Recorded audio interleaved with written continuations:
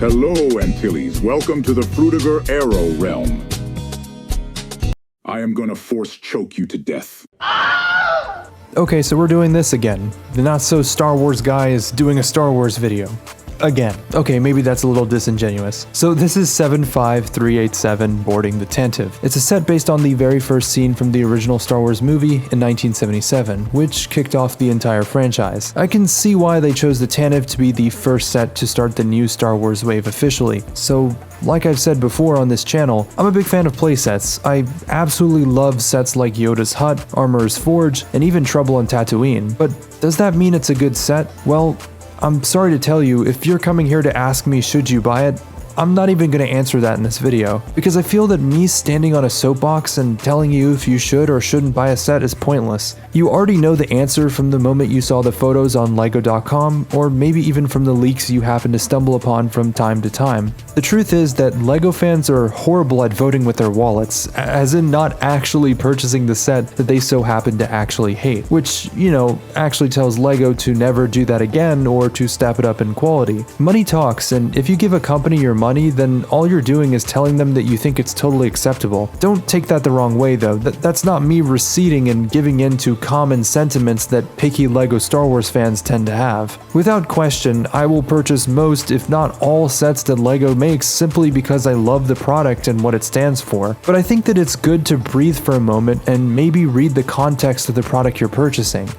Contrary to popular belief, age ratings on boxes are not just about set building difficulty, it's also a disclosure to what demographic LEGO is catering to. It says 8+ on the box, so you really shouldn't be expecting anything super amazing on a set that is catered towards younger children who will definitely get hours and hours of play out of the set. That's enough of that for now. Let's actually talk about the set. I had a lot of fun while putting this together. Messing around with some of the play features and generally exploring the simple parts of the set can be fun. Would I say that it's on par with some of the diorama sets? No, not really, but it doesn't have to be for it to be a fun set. I really like the switches and knobs that can be used to act out minifigures getting blasted. It's a neat feature, and I totally think that if you have a bit of an inner kid in you, or even if you are a kid, then it's a pretty fun play feature. Same for the hallway opening mechanic, which features a couple technic elements to get door blasting play features just right. The hallway interior is awesome as well. It's got the LEGO charm while mixing in some parts of real on-screen depictions. It kind of feels like I'm holding a small chunk of one of the LEGO Star Wars Complete Saga maps.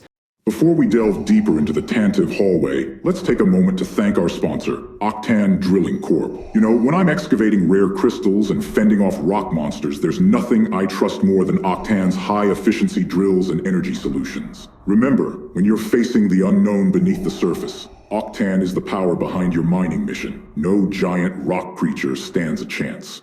By engaging in mining activities, you assume all risks associated with underground exploration, including but not limited to cave-ins, rockfalls, encounters with unidentified subterranean entities, equipment malfunctions, and exposure to rare crystal radiation. Now let's talk about the minifigures. I know some people are absolutely freaking out about the Fives minifigure. I'll just get to it now so we can speed past this. I'm going to agree that Fives' helmet could absolutely have been better, both with the helmet print accuracy and using a helmet with a fin. Although I'm not too upset about this, and it definitely doesn't break the figure for me, because I know kid me would absolutely be in shock thinking that a figure like this was officially put out by LEGO. It's an awesome sight to see. I just wonder why LEGO decided to do a series of sets again that's similar to the 20 years of LEGO Star Wars lineup. I'm all here for it, it's really cool, but the wow factor just isn't there for me. It was more special when they did the 20-year anniversary sets because they took old minifigures and re-released them with the old yellow flesh tone. That was cool, and it felt good to complete the entire series of minifigures. On to the actual minifigures from the scene though. We got 2 Stormtroopers, 2 Rebel Troopers, Captain Antilles, and Darth Vader, a pretty solid big lineup of figures to be featured in a $50 set. I'm really happy about Antilles coming back in a new, more affordable set that's a quarter of the price of the Tantive. I'm all for making minifigures more affordable, especially if the character that you really like only shows up once in a blue moon. I'm not a huge fan of the Stormtroopers though. I feel like they really cooked with the torso and leg designs,